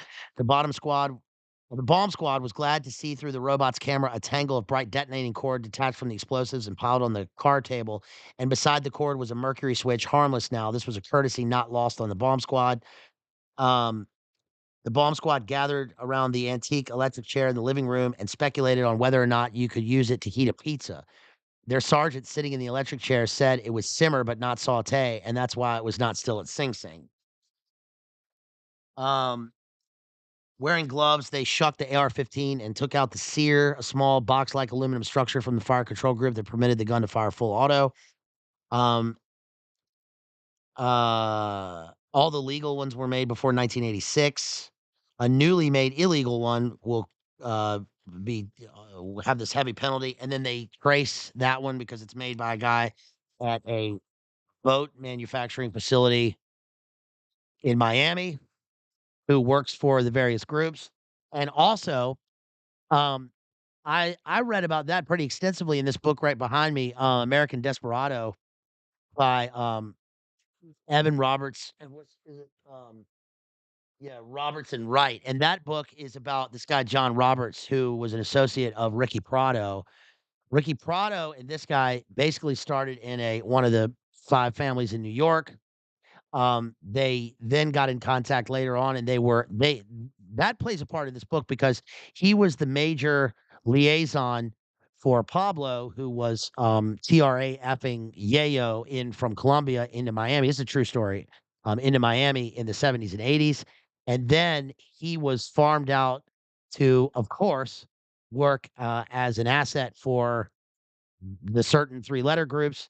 Ricky Prado was also a mafia CIA guy, who was mafia, CIA, and cartels all sort of linked into the same thing because we know about the interchange and the exchange and how those things worked. And that's a really interesting book. If you haven't heard of it, it's called American Desperado. That's a really great book if you're into that sort of thing, and if you want to know more about Intel ties with Pablo and various families in New York and how that all runs. But that plays a part in this because again, we see this sort of how there's a synthesis between these three groups. Um, so let's get to the end of the book here. She gets zip tied and first she walks up and she sees she has a visitor, and that's the detective. The detective offers her protection. She doesn't take it. He could see her visitor was packing high on the right side of his belt, the butt of his pistol printed against his jacket. Instead of using the walk, she approached across the grass to keep the sun in his eyes. She has excellent situational awareness. She wondered if he had zip tie handcuffs on his belt. Um, and let's see. He tells her, have you any idea what Hans Peter Schneider intended to do with you?" Hans Peter Schneider provides women for the miners in illegal gold mines in Colombia and Peru, amongst other things, for the high line people, for the pyramid people. A lot of them get mercury poisoning because the mines pollute the water. That makes it hard to sell their organs when they die. He sells those that do not have mercury poisoning. He sells, um, can't say, to specialty pyramid clubs in various parts of the world. Um, and then he presents her with a book of his sketches, and this part's really disturbing. I can't really read this, but he has found the detective has found Hans Peter Schneider's book of sketches that he uses for his own pervert activities and is as to sell to other people. Shouts out to Maddie out there for that 4.99 super chat. Thank you, Maddie. Appreciate you out there. Digital Minefield, Maddie, the real Cooter Brown. And what she sees is that he had drawn her with only one limb. So it says she's like a stump with a single branchy limb. Now, this is wild because this imagery literally occurs in our next book that we're reading. And I didn't mean to do this. I'd already I'd already read the book, I already had the book, but I bought a new copy. And that's the play Titus Andronicus by Shakespeare. This is 500 years before this, where One of the daughters in Titus Andronicus has her tongue cut out and her hands cut off and replaced with tree branches, and that is essentially what he's going to do to her, and he says they were gonna make you into, basically a hell machine. Um, um, I read your application to extend the TPS. I know your background. Could you say for sure they were not prop movie guns? He says to her because she says she saw the weapons. And she says they had 2 AKs, selective fire with suppressors, and a couple of ARs, one with a bump stock. They had 30 round banana clips for everything and a drum for one of the AKs.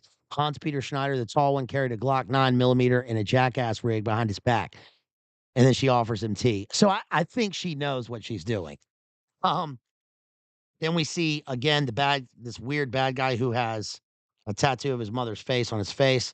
He had heavy zip, heavy duty zip tie strips, chloroform, and face pads. He had dyed supplements for gavage on the boat and obsidian scalpels. Um, there's a let's see, skein of blue smoke.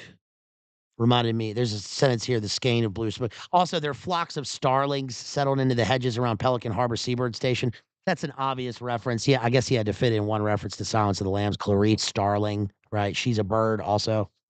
Um, she Kari finished up in the treatment room, sterilized the instruments, and took a thawed rat out to the owl because she takes care of birds. She closed her eyes and felt the rush of wind over her as the big bird came down to seize the prize. Um, Let's see. Benito did not want to smoke with Kari in the truck, so he rolled a cigarette in the dark to smoke now before she came. This is her kind of handler from the 10 Bells. The match flared orange in the cab of the truck, and the dart struck him in the side of the neck. He grabbed at it, a cigarette falling in his lap and a spray of sparks. He reached under the bib in his overalls for his pistol, got his hand on the pistol grip as the steering wheel swelled and wobbled in his vision, and he got his hand on the handle of the door, but he was hit in the neck, and the dark came down fast. Hans Peter was conflicted as he reloaded the dart rifle. He would have loved to dissolve Benito alive in front of Kari,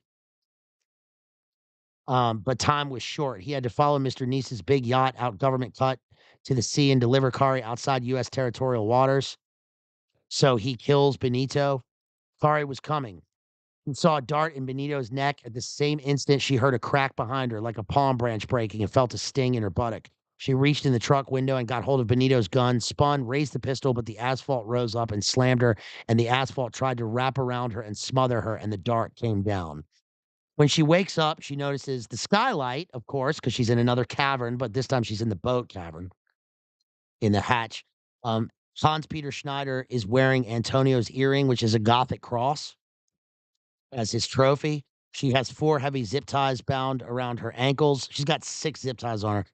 She'd been taught that the quicker after capture you escape, the better chance you live. She just follows her training here. She gets out of the zip ties and she kills all the people on board that are his guards.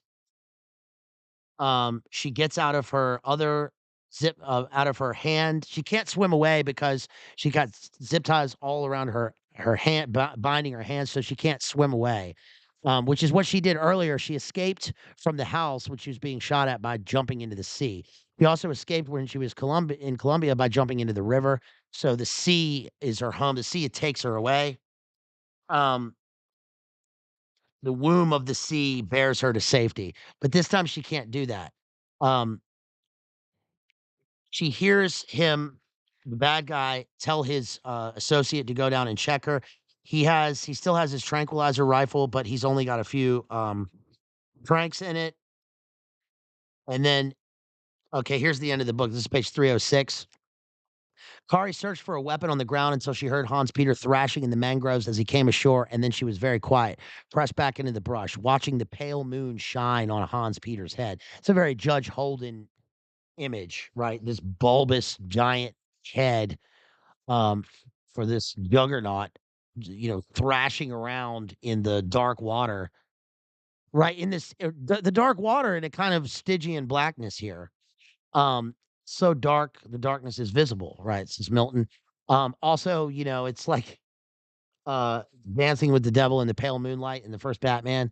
Um, and he was passing close, just like she can sense the owl passing close to her. He was passing close. He had his pistol in the back of his waistband. He was wearing Antonio's earring. He would pass her in the small clearing where the osprey had hung. She saw he was wearing her cross of St. Peter.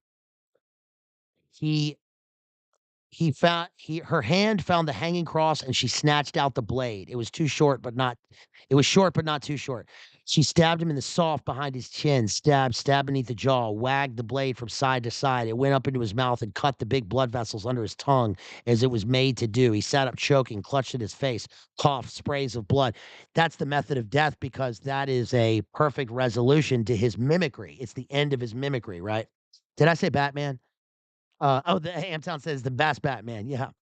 You wanna get nuts? Let's get nuts. It was, uh it was a short let's see, it says, she writhed from under him. He reached back for his pistol, but grabbed his throat again, blew blood out his nose, and it was pumping down his chest, black in the moonlight, just like he's had blood continuously running down his chest from what he's been doing earlier in the book, obliterating these people. But now it's his own. Heaving, bending over away from her car, he jerked the pistol from the back of his waistband and shot him in the spine. He slumped against the tree where the osprey had hung. He sat with his back against the tree and looked at her in the moonlight. She looked back. She looked at him in the face without blinking until he died, and she went to him and took back her cross. Nice. Nice. Take back that cross, girl. Right? Without blinking in a mortal kind. See, look, here's what people do.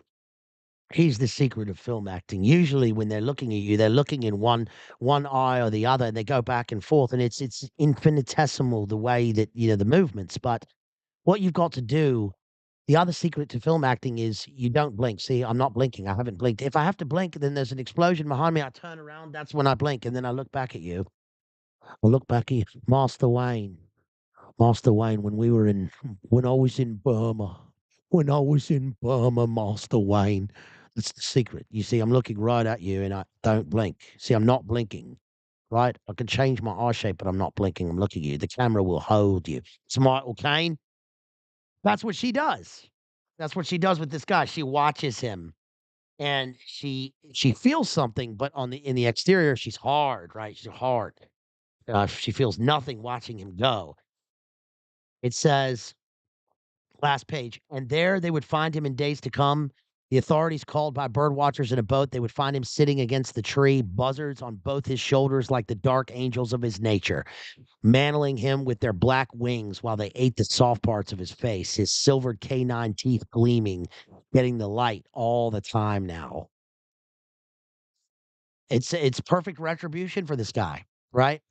This serpentine, sick demon snake leaning against an allegorical tree of life here, but with his the dark angels of his own nature, like an Odin with his eyes, with his face being plucked out, just like he had done to people. Daylight was coming. The rookery stirred. The rookery.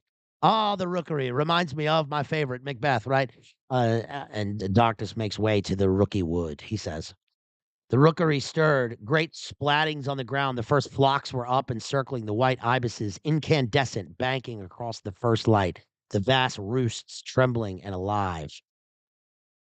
Kari made some water wings with 2-gallon jugs, one with its cap and the other capped with a scrap of plastic bound with fishing line. Wearing her water wings, wearing her water wings. I like the um I like the alliteration there. Wearing her water wings, wading into the bay, not looking back, Kari swam toward the morning. Because that's the end. Because he is swimming with her own wings now, just like she's taking care of these birds. She's swimming, which is a kind of floatless flying, with her wings off to freedom. And her freedom is flying away into the dawn light. She's flying into the light of promise and hope, right?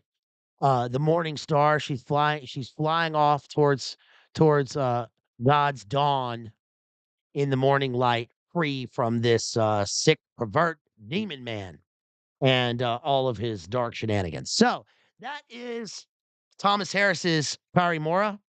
Um, it's a pretty, that was an interesting analysis. Town says a little Macbeth for good measure, and yeah, I know it was dark. I know it was dark. Yes, Toledo says Ma O'Cain had to make an appearance. Um, and again, I'm going to get back to Don DeLeo's The Silence, and probably his Point Omega. But we've done a lot of postmodern lit recently, so I decided I would put that off for a minute. And of course, again, our next analysis will be going back into Shakespeare with Titus Andronicus, and then we'll go into our sponsored streams. We'll do those, and then we got a lot more literature to come. But you probably can't see it, but I've got even right here, just right below this, I've got a stack of books that I've just torn through. And see if you can you see my stack of books sitting right there? A stack of books right there, another stack of books over there, another one in there that we've torn through. We've done like 120 streams here, but I need your support so I can get even more books because even when somebody sponsors a stream, I mean the book.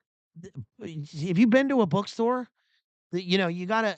So I'm just buying used books, but even those, and with shipping, it depends on the book, but can take up, a quarter of the sponsored stream. So, I need your support. I really need your support. Not just with sponsor streams and sponsor stream ideas, but also with, and thank you to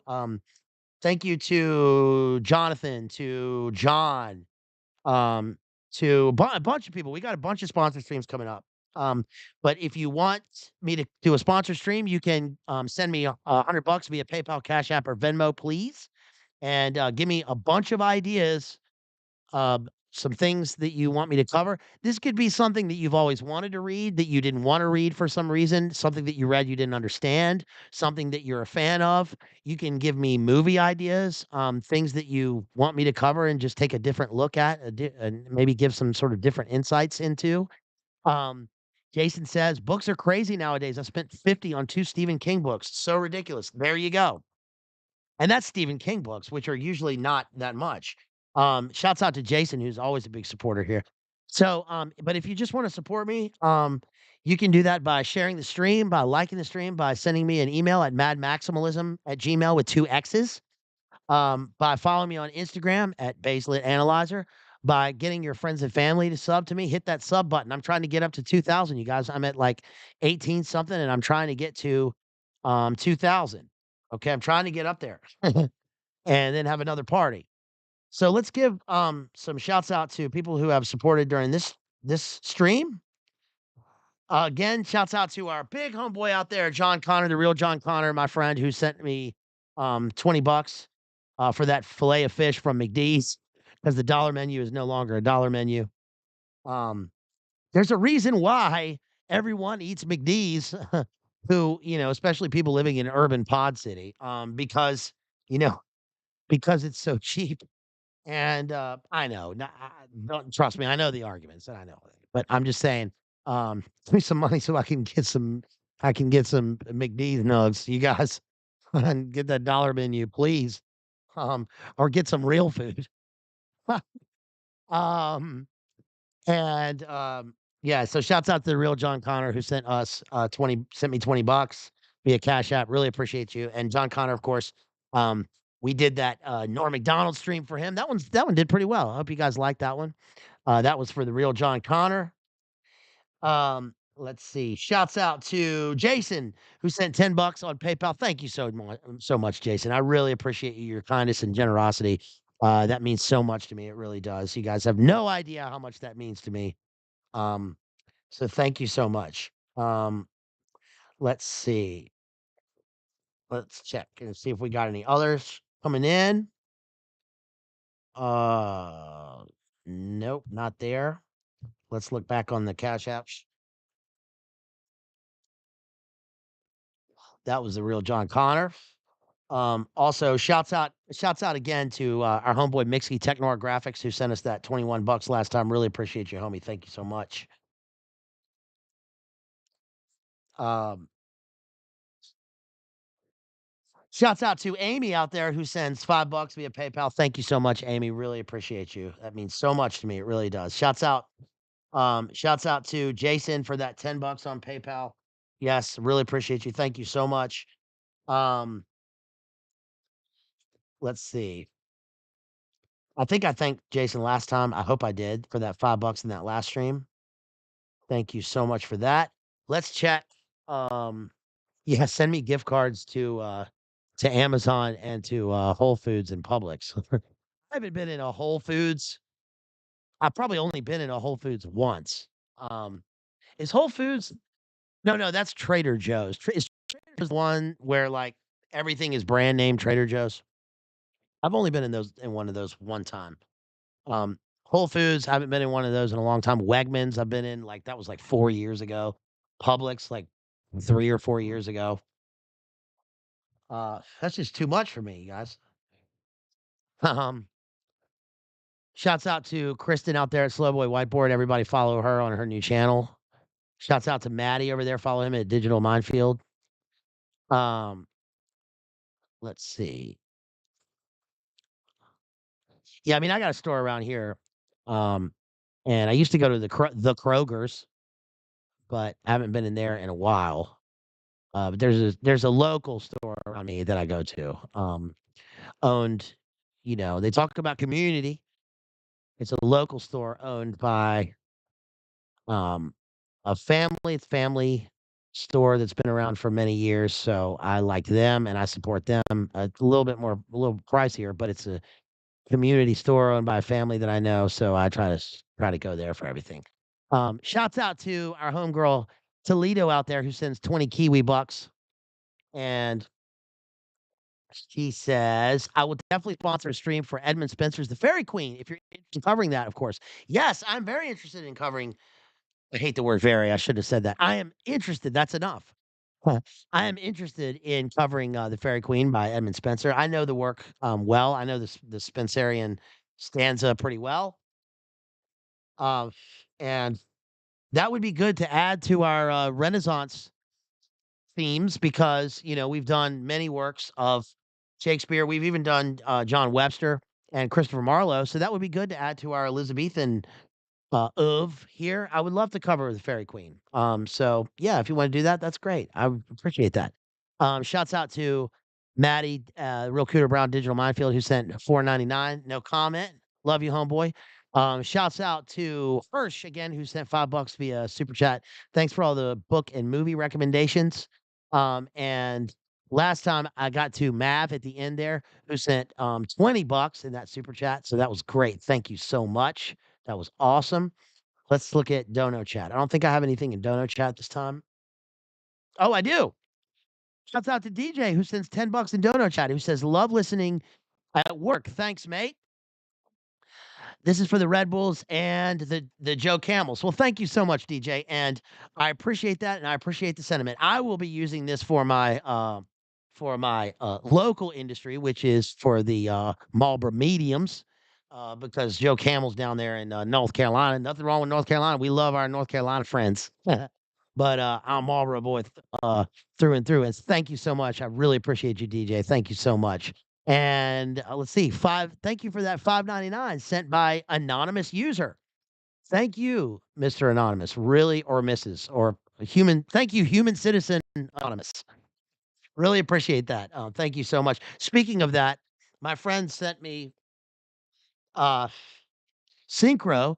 My friend sent me a copy of or a clip from Richard Burton's speech praising Frank Sinatra, which is like one of the most over the top speeches you'll ever hear. But it's Richard Burton. I love Richard Burton, and it's Richard Burton praising Frank Sinatra at some sort of gala, and in it synchro because he says, many of us have been down on our luck and have received a blank check from Mr. Anonymous, and he would be the first to shy away from this praise, but apparently, Old Blue Eyes, Bene, Old Blue Eyes was, I don't know anything else. I don't know how to much to get into Sinatra other than he had his heart attack. I told you guys before he had his heart attack, which is not funny. It's not funny. but he had his heart attack, in VA at the Richmond Coliseum. I remember that from when I was I think I was a teenager.